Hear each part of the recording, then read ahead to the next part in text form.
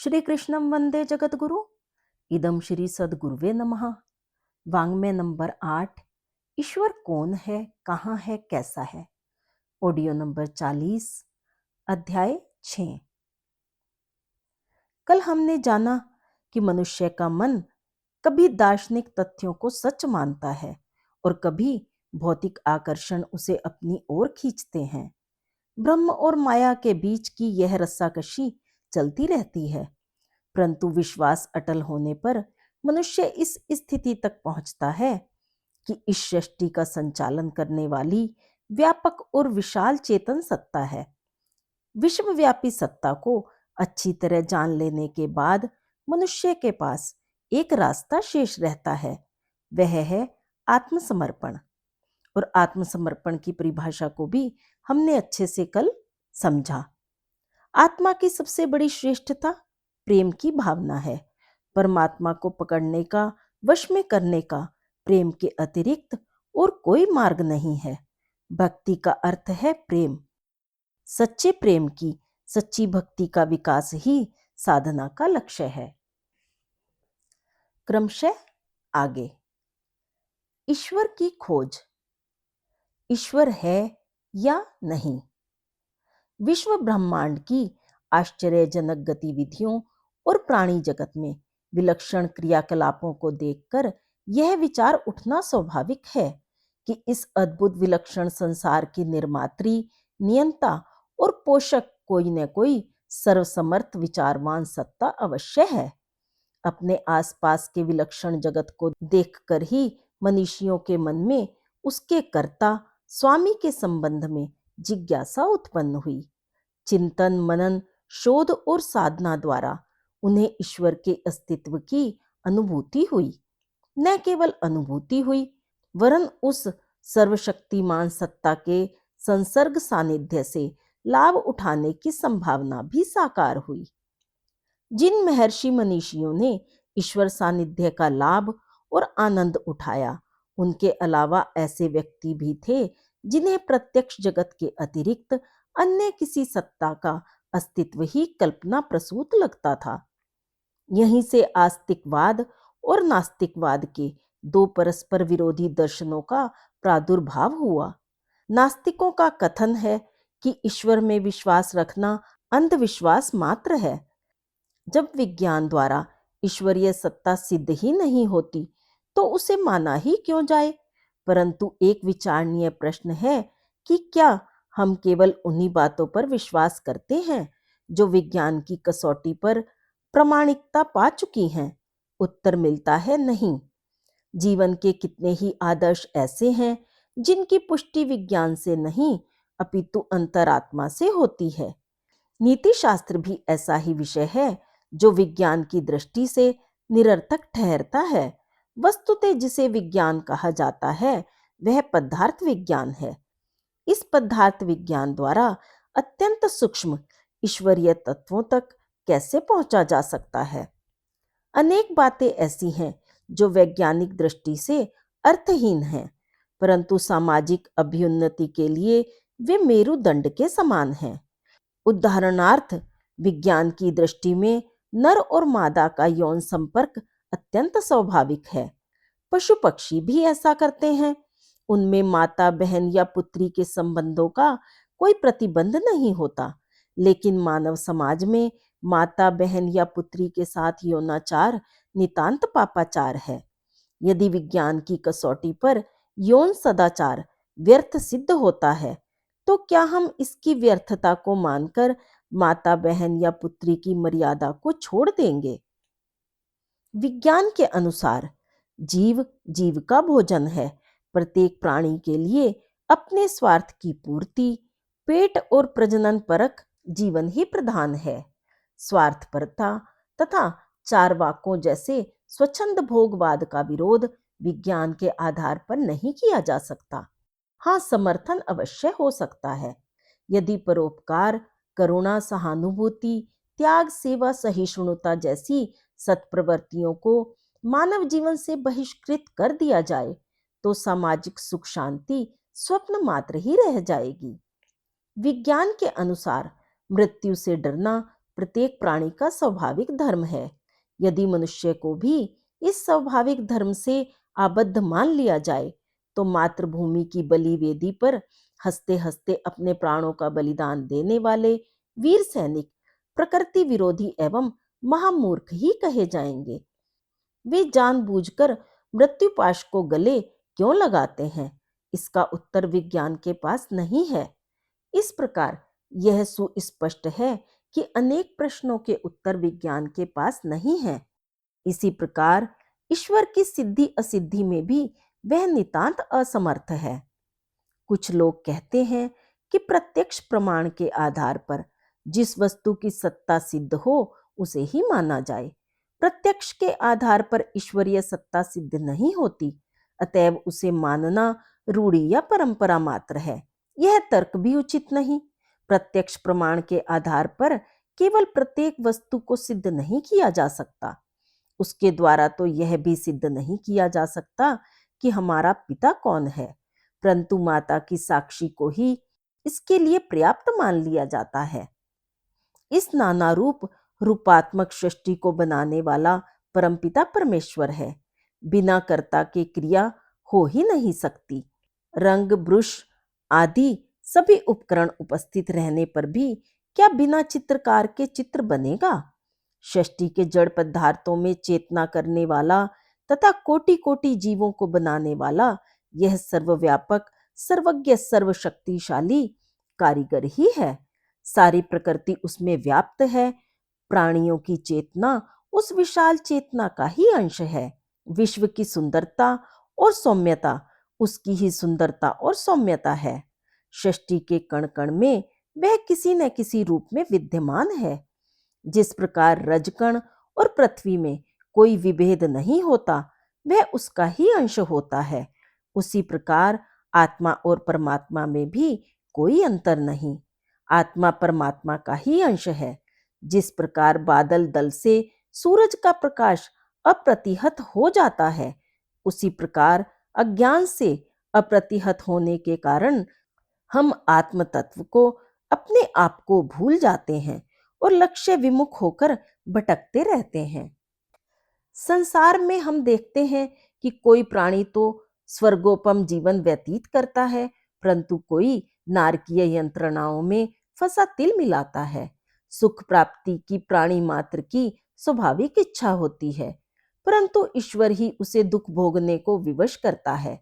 समाज की आंखों में, पुलिस की आंखों में धूल झोंकी जा सकती है, परंतु उस घटघटवासी परमेश्वर की दृष्टि से हमारा कोई कार्य छिप नहीं सकता। हमारे कर्मों का अच्छा या बुरा फल वह हमें असंभाव्य रूप से देता है। कर्म फल के आधार पर भी ईश्वर की सत्ता सिद्ध होती है। तपोनिष्ठ आर्य मुनियों ने मानव जीवन में आस्तिकता को जो महत्वपूर्ण स्थान दिया है, वह उनकी दूरदर्शिता का परिचायक है। उनकी सूक्ष्म ग्राहिणी बुद्धि ने यह अनुमान लगा लिया था कि मनुष्य एक दिन अपनी बुद्धि एवं प्रकृति का दुरुपयोग कर कुमार्गगामी तथा शांति एवं सुव्यवस्था के लिए खतरा बन सकता है। इस पथभ्रष्टता से बचाने के लिए ही उन्होंने आस्तिकता को जीवन का प्रथम आधार बनाया। ईश्वर सर्वव्याप्त है। उसकी दृष्टि से हमारा कोई भी कार्य छिप नहीं सकता। उसकी न्याय व्यवस्था हर किसी के लिए समान है। ये मान्यताएं पापों से बचाती हैं तथा सदाचार और सत्प्रवृत्तियों के अभिवर्धन में सहायक बनती हैं। ईश्वरीय नियमों में विश्वास रखकर ही अब तक की मानव जाति की प्रगति संभव हुई है। विश्वासम फलदायकम। विश्वास एक उत्पादक शक्ति है जो सृष्टि के गहन अंतराल से ज्ञान के हीरे मोती खोज खोज कर हमारे ज्ञान, बुद्धि और वर्चस्व को महान बना देती है। वैज्ञानिक फलितार्थों से यह निश्चय हो चुका है कि ईश्वर एक प्रकार की पूर्ण शक्ति है। उस पूर्णता का कितना भी अंश निकाल लेने पर पूर्णता ही शेष रहती है।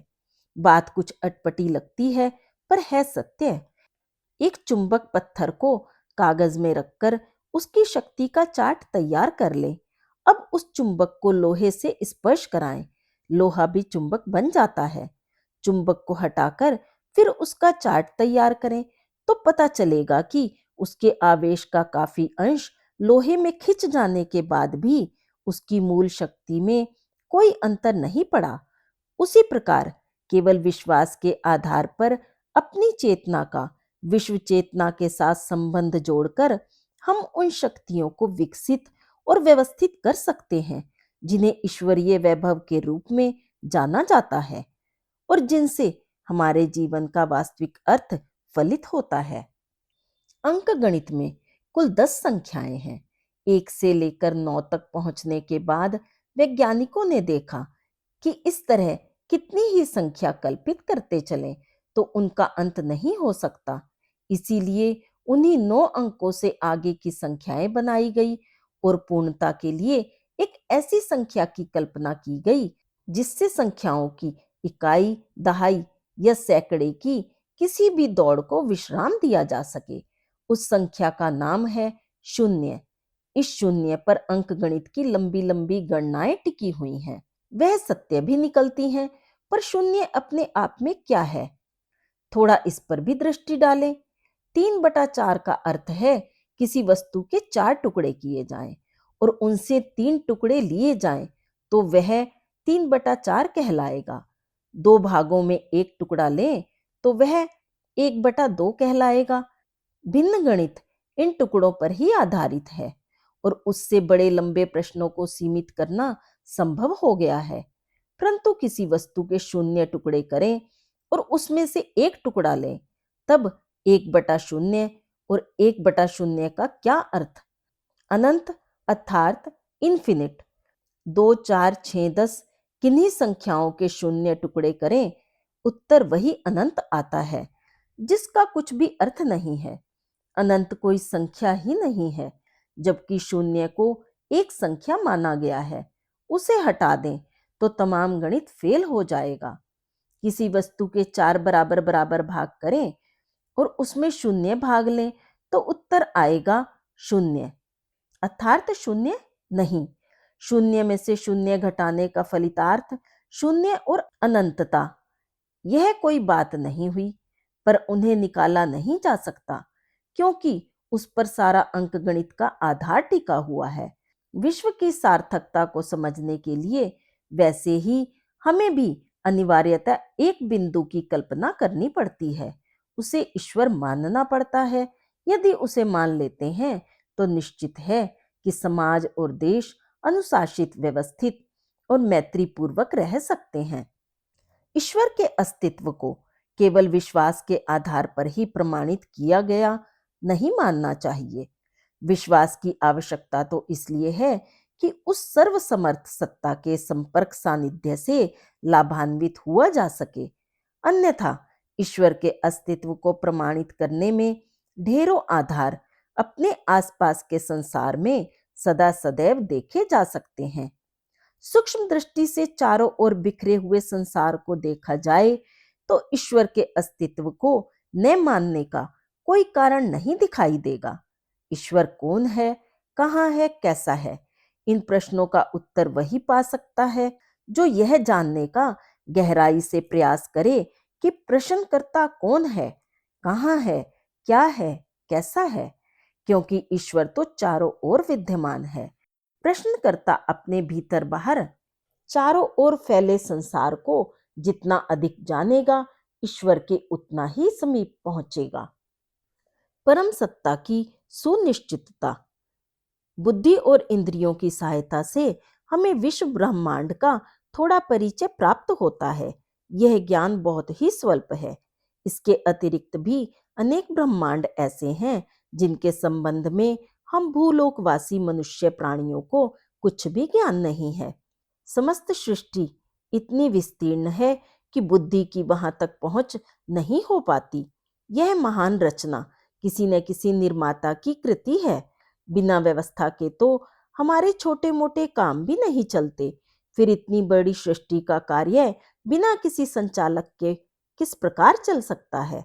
हमारे शरीर के कलपुर्जे बड़ी भारी आश्चर्यजनक उत्तमता के साथ बने हुए हैं। इतना उत्तम यंत्र बनाने में कोई विज्ञानवादी अब तक समर्थ नहीं हुआ। इसे चलाने वाले जीव के निकल जाने पर यह बेशकीमती यंत्र भी बेकार हो जाता है। इसका एक भी कलपुर्जा अपना काम नहीं कर पाता।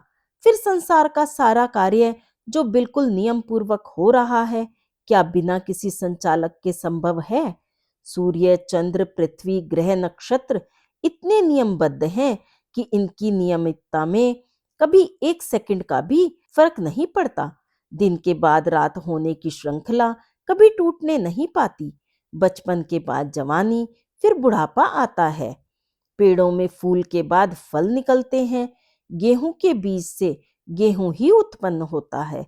ऐसा कभी नहीं होता कि गेहूं से चना पैदा हो, या पहले फल आता हो पीछे फूल निकलता हो। न कभी ऐसा ही होता है कि बच्चा पहले बूढ़ा हो जाए फिर जवान हो। सारे काम बिल्कुल ठीक नियम से चल रहे हैं। कभी कभी भूकंप, दुर्भिक्ष, अतिवृष्टि, अनावृष्टि आदि अनियमितताएं दिखाई पड़ती हैं, पर यह सब भी एक विशेष नियम के आधार पर ही होता है। उन मूल नियमों को समझाने वाले तत्वज्ञानी विवेकवानों को समस्त सृष्टि में रंच मात्र भी अव्यवस्था दृष्टिगोचर नहीं होती। इसीलिए निसंदेह इस सुव्यवस्था पूर्वक चलती सृष्टि का चलाने वाला कोई अवश्य होना चाहिए। संसार एक यंत्र है। इसका संचालन करने वाली शक्ति को ईश्वर कहते हैं। मोटर, जहाज या रेल को चलाने वाला कोई विवेकवान मनुष्य होता है। इस सृष्टि को बनाने और चलाने वाली शक्ति ही ईश्वर है। यह ठीक है कि ईश्वर को हम इंद्रियों से अनुभव नहीं करते, तो भी यह कहना उचित न होगा कि ईश्वर नहीं है। बहुत वस्तुओं को हम प्रत्यक्ष अनुभव नहीं करते, तो भी अनुमान के आधार पर उनका अस्तित्व स्वीकार करना पड़ता है। इस समय हम जिस कलम को हाथ में पकड़कर ये पंक्तियां लिख रहे हैं, उसका कोई बनाने वाला है। यह बात हम इंद्रियों की सहायता से नहीं जान सकते। आंखों से वह दिखाई नहीं पड़ता है, तो भी यह अनुमान हो सकता है कि उसका बनाने वाला अवश्य रहा होगा। ईश्वर को छुआ या देखा नहीं जाता, तो भी उसकी कृतियां पुकार पुकार कर साक्षी दे रही हैं कि इनका रचयिता कोई ना कोई अवश्य है। भौतिक विज्ञानवादी इस शक्ति का नाम प्रकृति बताते हैं। अध्यात्मवादी इसी को ईश्वर कहते हैं। जिन्हें आज अनिश्वरवादी कहा जाता है, असल में वे भी ईश्वर को स्वीकार करते हैं। मतभेद ईश्वर के गुण, कर्म और स्वभाव के संबंध में है। ऐसे मतभेद तो हर संप्रदाय दूसरे संप्रदायों के साथ रखता है, परंतु वह अनिश्वरवादी नहीं कहा जाता। फिर भौतिक विज्ञानवादियों को नास्तिक कहना उचित न होगा। सृष्टि का निर्माण और संचालन करने वाला एक अदृश्य तत्व मौजूद है। इस महान सत्य से कोई भी इनकार नहीं कर सकता। ईश्वर तत्व केवल निर्माण करने वाला और संचालन करने वाला ही हो, सो बात नहीं है, वरन उसमें अनेक गुण हैं। जैसे सूर्य की असंख्य किरणें अनेक प्रकार की हैं और उनमें अनेक गुण हैं। ईश्वर की निर्माण करने वाली शक्तियों को पृथ्वी, जल, तेज, वायु, आकाश पंचभूत नाम से पुकारते हैं। इन पंचभूतों से जड़ पदार्थ का, विवेक रहित वस्तुओं का बनना बिगड़ना होता है। निर्जीव रचना के अतिरिक्त सजीव रचना है, जिसे प्राणी जगत कहते हैं। जड़ और चेतन, इन दो नामों से सृष्टि विभक्त है। चेतन प्राणियों में जीवन बनाए रहना, उन्नति करना तथा आनंद भोगना, ये तीन गुण हैं। चेतन सृष्टि के इन तीन तत्वों को सतचित आनंद नाम से पुकारते हैं। जड़ जगत की रचना पंचभूतों की क्रियाशीलता है। वैसे ही चेतन जगत की मूल प्रकृति सत्यचित आनंद तत्वों के कारण से है। वैसे ही चेतन जगत की मूल प्रकृति सत्यचित आनंद तत्वों के कारण से है। और जड़ चेतन दोनों ही पक्षों की रचना करने वाले यह पृथक पृथक तत्व मूलतः एक ही आद्य शक्ति की धाराएं हैं, एक ही सूर्य की किरणें हैं। कुछ दिन पहले विज्ञानवादी ऐसा समझते थे कि केवल पंचभूतों की एक विशेष प्रकार की रचना में अपने आप चैतन्यता आ जाती है। पर अब विज्ञानवादी अपनी भूल स्वीकार करते जाते हैं। उन्हें यह मानना पड़ रहा है कि जड़ तत्व ही सृष्टिकर्ता नहीं है, वरन यह पंचभूत भी आद्य शक्ति की एक धारा है। वह आद्य शक्ति अंधी, निर्बुद्धि या जड़ नहीं है, वरन विवेकवान, फलवान, व्यवस्था रखने वाली, संशोधित करने वाली, संतुलन को बनाए रहने वाली भी है। सृष्टि को कार्यक्षम रखने वाले इलेक्ट्रॉन परमाणुओं को सूक्ष्म निरीक्षण यंत्रों की सहायता से मालूम कर लिया गया है, पर वे विद्युत परमाणु हजारों किलोमीटर प्रतिक्षण की द्रुत गति से अपनी धुरी पर कैसे घूम रहे हैं, इस संदेह का समाधान आद्य शक्ति को माने बिना और किसी प्रकार नहीं होता। जैसे अग्नि, वायु आदि स्थूल तत्व सर्वत्र अदृश्य रूप से व्याप्त हैं, उसी प्रकार वह आद्य शक्ति इन जड़ पंचभूतों तथा अन्य चैतन्य तत्वों के भीतर अत्यंत सूक्ष्म होकर विराज रही है। बल्ब को जलाने वाली सूक्ष्म विद्युत शक्ति तार में रहती है। इस विद्युत को बनाने वाली सूक्ष्म शक्ति चुंबक में रहती है। चुंबक में क्रियाशीलता विश्वव्यापक अग्नि तत्व से आती है। एक शक्ति का निर्माण दूसरी सूक्ष्म बीज शक्ति से होता है। पंच तत्वों की भी एक बीज शक्ति है। उस बीज शक्ति के बिना वे भी बेचारे अपना काम करने में समर्थ नहीं हो सकते। अग्नि में गर्मी कायम रखने वाली भी कोई सत्ता है। उस बीज शक्ति को ईश्वर कहते हैं। वह सूक्ष्म से सूक्ष्म है, किंतु इसी के द्वारा बने हुए पदार्थ हमारे चारों ओर फैले पड़े हैं। इसीलिए उसे स्थूल से स्थूल भी कहा जा सकता है। चैतन्य सृष्टि के संबंध में ईश्वर की क्या इच्छा है, इस संबंध में विकासवाद की खोज के पश्चात बहुत कुछ पता चल जाता है। हम देखते हैं कि तुच्छाति तुच्छ जीव भी विकास करता हुआ आगे की ओर बढ़ा चला आ रहा है। हर एक प्राणी उन्नति के लिए प्रयत्नशील है। उत्थान की आंतरिक प्रेरणा जो जीव मात्र में प्राप्त होती है, ईश्वर की इच्छा समझी जा सकती है। तुच्छता से महानता की ओर, लघुता से महत्ता की ओर, अंधकार से प्रकाश की ओर चलते हुए जीव पूर्णता को प्राप्त हो। बंधन से छुटकारा पाकर मुक्त आत्मा परम पद को प्राप्त कर परमात्मा बन जाए। चैतन्य सृष्टि के लिए यही ईश्वरीय आदेश प्रतीत होता है। यह आदेश ठीक प्रकार पालन किया जा सके, इसीलिए उसने अपने को निर्लिप्त और समदर्शी रखा है। किसी जीव की स्वतंत्र कार्यकारिणी शक्ति में वह जरा भी हस्तक्षेप नहीं करता और न किसी के साथ किसी प्रकार का पक्षपात करता है। उसने सृष्टि बनाई है और बनाकर नियम सूत्रों से इस प्रकार बांध दिया है कि सभी कार्य यथावत चलते रहते हैं। घड़ी बनाने वाला कुछ विशेष नियमों के आधार पर घड़ी के पुर्जे ठीक कर लेता है, फिर वह घड़ी अपने आप चलती रहती है। घड़ी और संसार के उदाहरण में इतना ही अंतर है कि घड़ी बनाने वाले का पीछे उससे कोई संबंध नहीं रहता, परंतु ईश्वर और संसार का संबंध ऐसा नहीं है। ईश्वर सृष्टि में व्यापक है और अपने निर्धारित नियमों के अनुसार चलती हुई सृष्टि को निर्लिप्त होकर साक्षी भाव से देखता रहता है। जीवों को कार्य करने की पूरी पूरी स्वतंत्रता उसने दी है और साथ ही उसके पीछे चित्रगुप्त देवता बांध दिया है, जो यथावत कर्मफल देता चले। गाय चराने वाले ग्वाले लोग किन्हीं गायों के गले में मोटी लकड़ी बांध देते हैं।